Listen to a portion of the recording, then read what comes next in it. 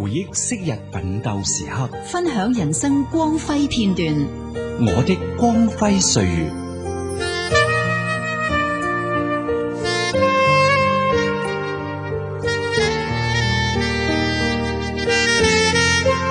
佘詩曼97年香港小姐季軍，當選之後隨即受到電視台力捧。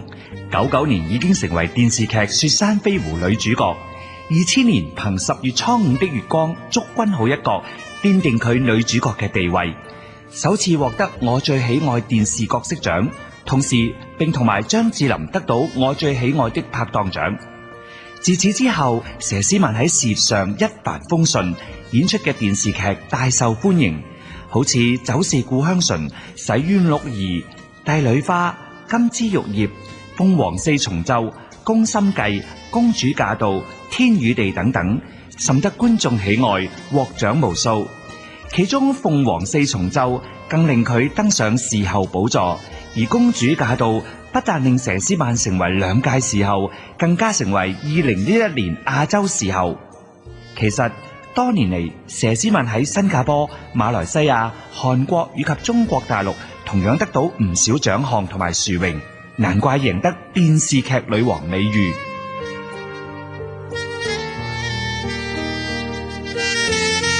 我啲光輝歲月咧，細昌請嚟呢位朋友啦，我諗心機旁邊好多嘅聽眾都好中意佢，包括細昌在內吓，好難得請到我哋香港電視劇女王佘詩曼。阿佘你好。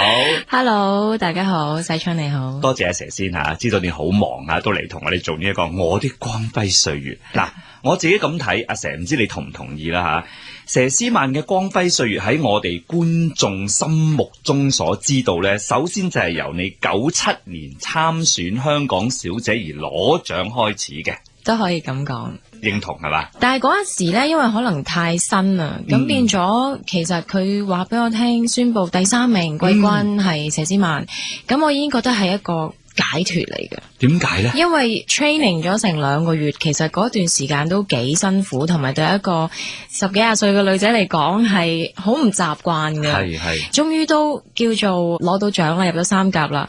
咁嗰一刻係覺得好開心嘅，但係同時間，因為我媽咪啊同埋屋企人喺台下邊，咁變咗嗰一刻開始呢，我會覺得哇，原來我同屋企人嘅關係會越嚟越遠啦。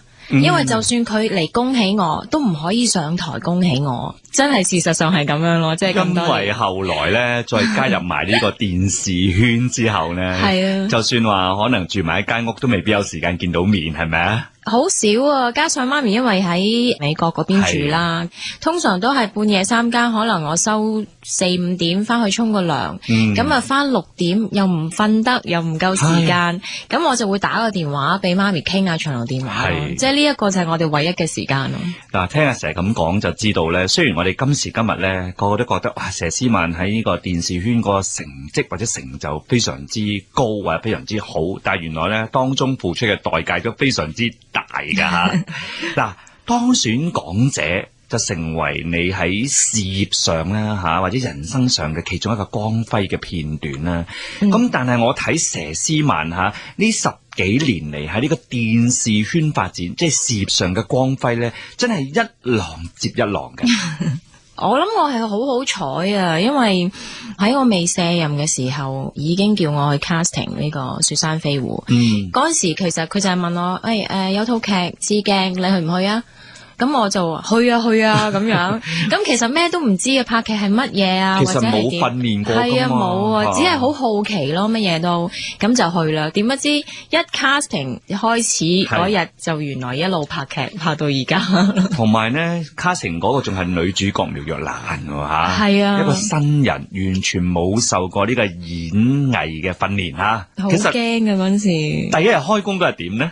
第一日開工，我記得通告啊寫5點半嘅，咁嗰陣時因為不嬲港姐係有保姆噶嘛，但係因為一轉咗去做演員呢就冇噶啦，咁變咗我5點半好準時翻到去啦，化妝間都未開門，咁跟住佢哋就話翻5點半話嘅啫，其實6點先有人翻噶咁啊！哇，跟住我就一個人喺個電視城嗰度等下，乜原來咁嘅咩？你都幾大膽喎！係啊，咁但係一個好開心嘅經歷嚟嘅，乜嘢都係要自己摸索啦。好彩嗰陣時嗰套劇係陳錦鴻做男主角啊，咁你知佢好多嘢講噶嘛，即係唔怕悶啦。係啊，同埋好中意教人嘢噶，咁變咗佢一路咁樣教我好多嘢，其實我都好多謝佢。嗱，我點解頭先提到話由你踏入呢個電視圈開始咧，你嘅光輝片段或者光輝歲就一浪接一浪咧？你第一套電視劇《雪山飛狐》已經做女主角，跟住呢10幾年嚟吓，直到你離開電視台啦，即係 TVB 啦吓，你10幾年係拍咗幾十部電視劇啊，但係套套都係女主角，同埋咧好多劇都係非常之即係睇完之後，哇！翻睇又係咁好睇，拎出嚟講，啲人又記得阿三好啊，阿刁蠻公主啊，阿祝君好啊，全部都係一啲即係好有代表性嘅劇集。我覺得我一路以嚟都好好彩咯，即係呢樣嘢我係好感恩嘅。但係我亦都每一次都係當自己係一個新人咁去做咯，即係每一次都去探索個角色啊，或者係睇好多其他嘅劇集。就算我好忙，我都會飛帶嚟睇下人哋點樣做類似嘅角色。咁我唯有係咁樣去學習咯。呢個我肯定相信，因為雖然呢，阿蛇頭先講話我好幸運，其實我唔相信幸運會得到咁好嘅成績，因為幸運之餘一定係付出好大嘅努力同埋代價嘅吓。嗱，我哋先數一數佘詩曼嘅威水史先，喺電視即係我自己粗略咁睇一睇，你不同嘅階段都有不同嘅代表作。譬如頭先講過第一部劇《雪山飛狐》已經係做女一啦，第一女主角啦吓。跟住呢，喺2000年10月初5的月光祝君好呢個角色爆到不得了啦！我攞第一個獎啊！當然啦，稍後會同你傾噶啦吓。跟住呢，已經金枝玉葉啦，哇！又係勁犀利嘅一套電視劇。跟住2006年仲犀利吓，呢個鳳凰4重奏女主角雙料獎吓。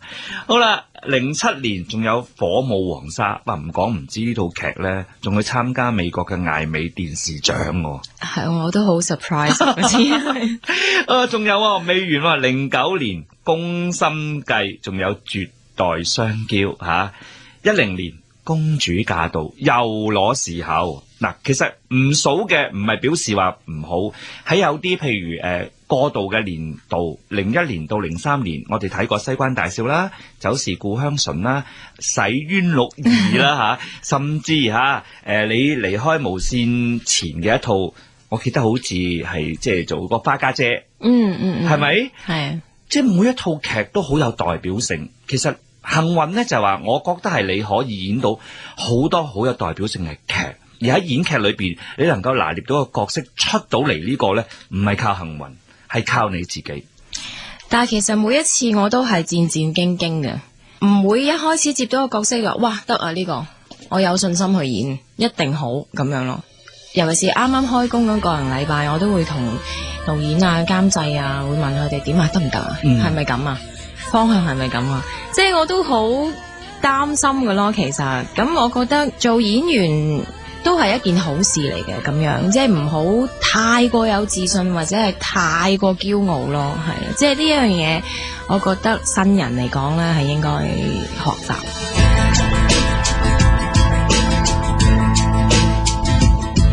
黃沙中都有曾做過的夢，黃土埋着約誓與情路，不能定結局，也踏出不歸路，未信命格是今生命數。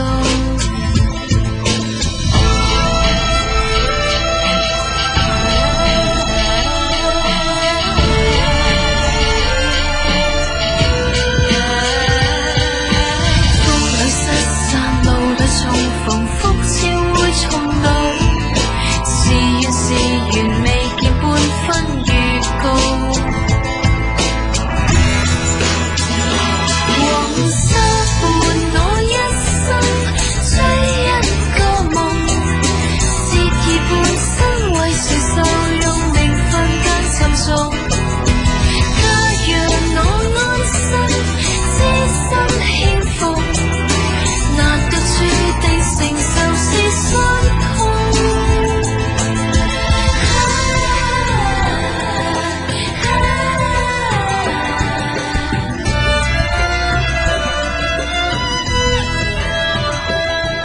阿佘，咁啊講到咧，你喺電視工作上嘅威水史，我而家先係啱啱講起係喺香港嘅啫。即係其實咧，佘詩曼嘅電視劇咧，已經喺全世界有華人嘅地方都欣賞過噶啦吓。嗱，頭先你講到咧，就話每次你自己當一個新人或者接一個新嘅角色嘅時候咧，你係會每次都要去鑽研，不同嘅角色。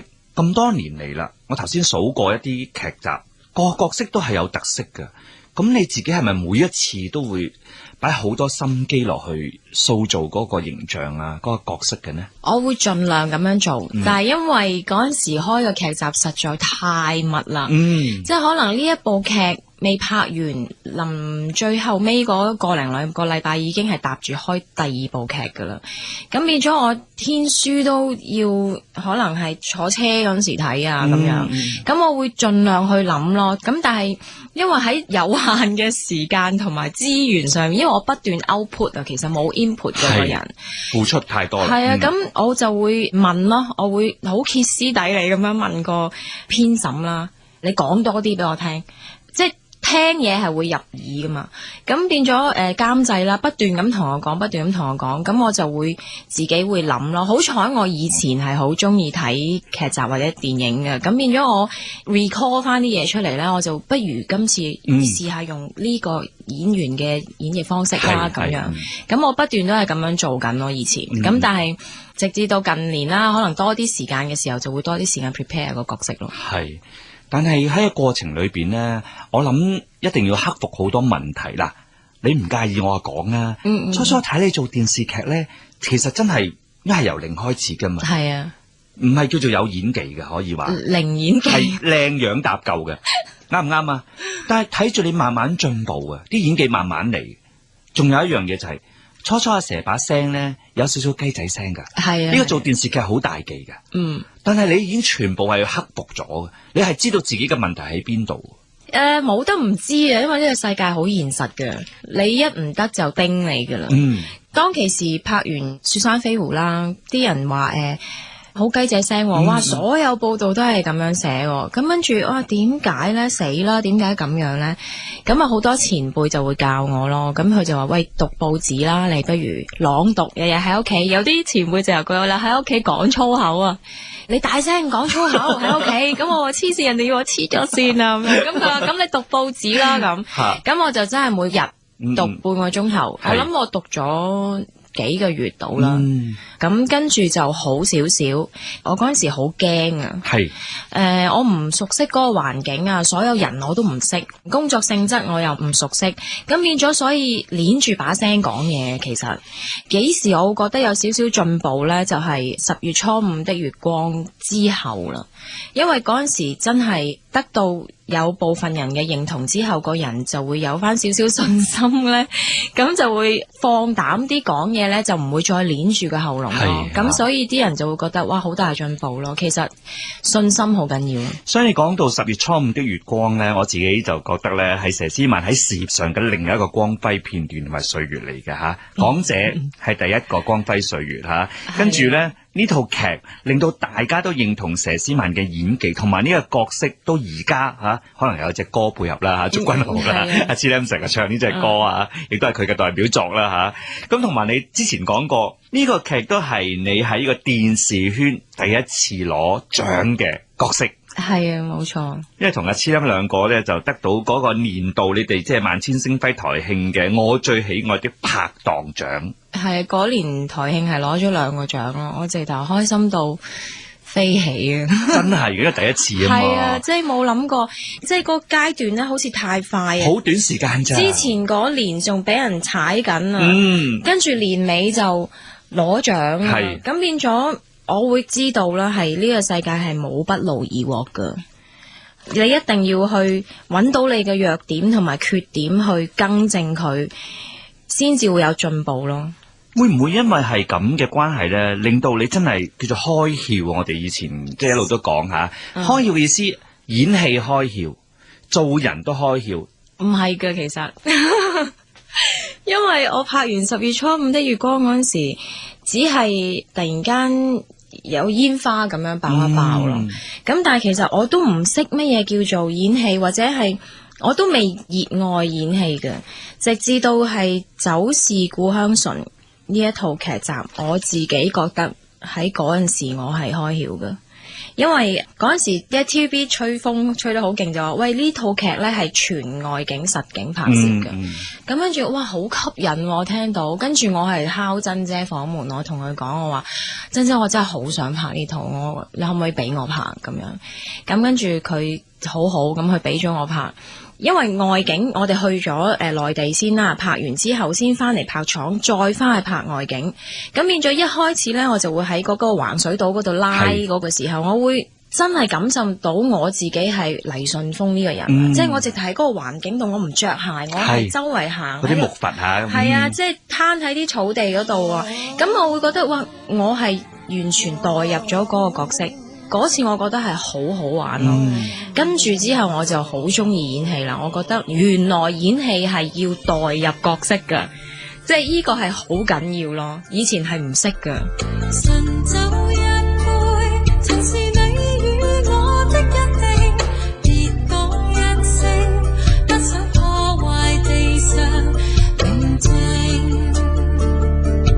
若果清醒，只知世事是無定，寧願不醒，雙雙抱着彼此醉影。讓呼吸的聲音比歌聲更動聽，現已快灌醉了我的冷靜。讓天邊一顆星化身一個記憶，定跟你在那兒相會。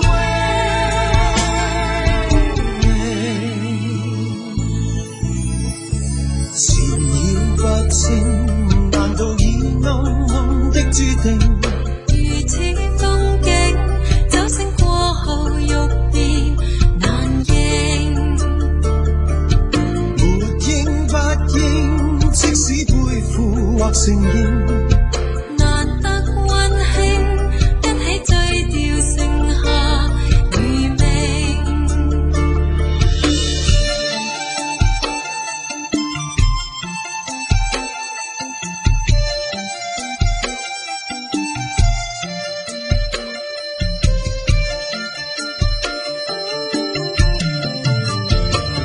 讓呼吸的聲音比歌聲更動聽，現已快灌醉了我的冷靜。讓天邊一顆星化身一個記憶，定跟你在那兒相會。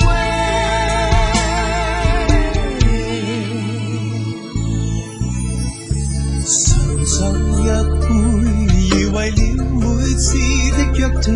誰的倒影，杯中似是分外平靜。別須清醒，只管快樂地逃命。用呼吸聲，輕輕抱着彼此醉影。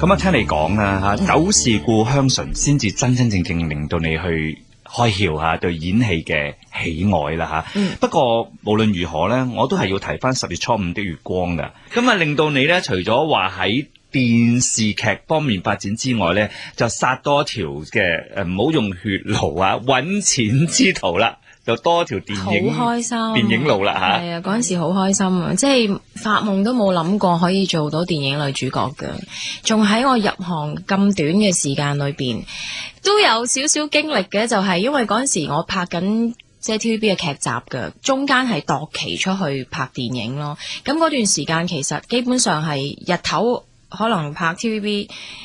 夜晚就會拍電影，跟住朝頭早又拍翻 TVB。基本上呢，佢哋直頭係開咗間酒店房俾我喺嗰個電影嘅拍攝場地附近，俾我落妝再化個妝，或者點都洗下個頭，冇得休息係洗下個頭。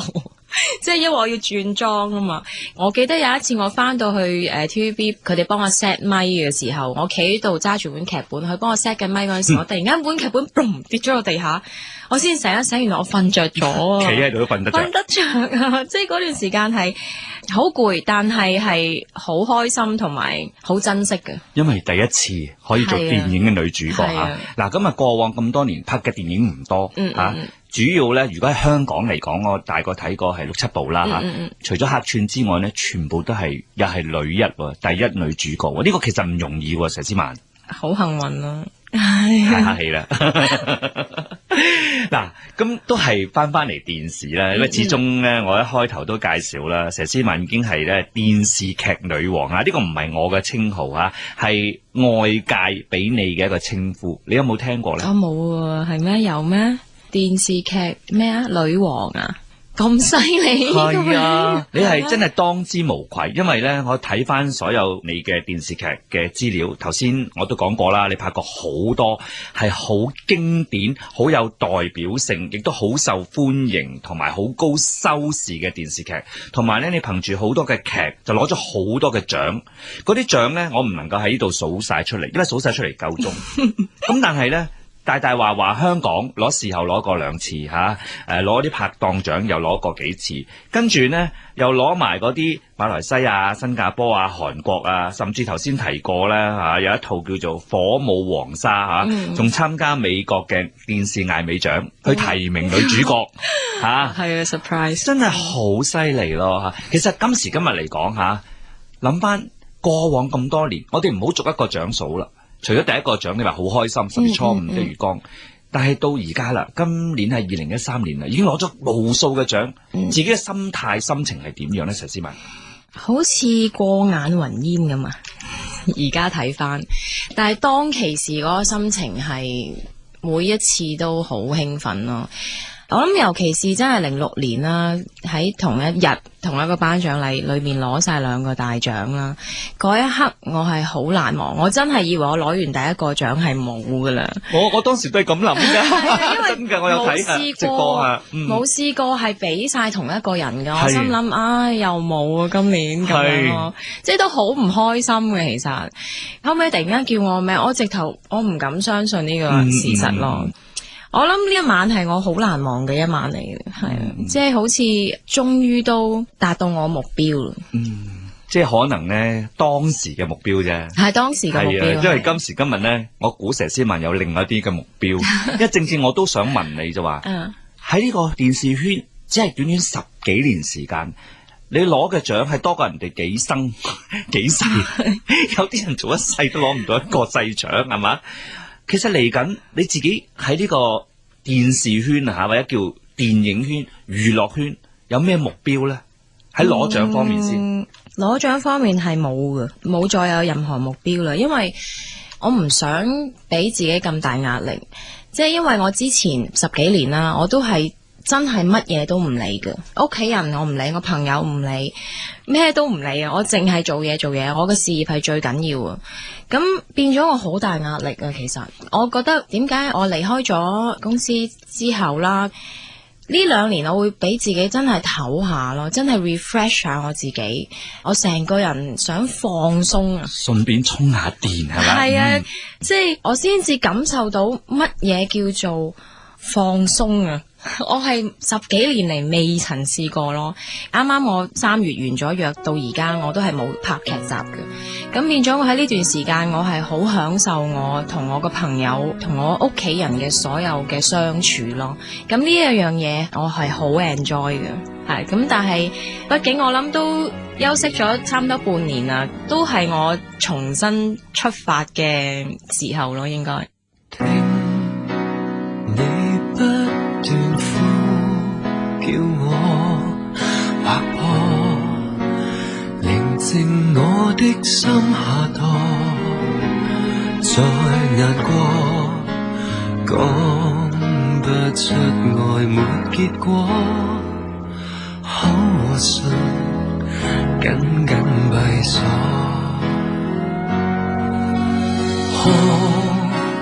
也一話都不說害怕，連累你一生日月憾無缺，只差跟你曾遇過，給過你太多波折，寧願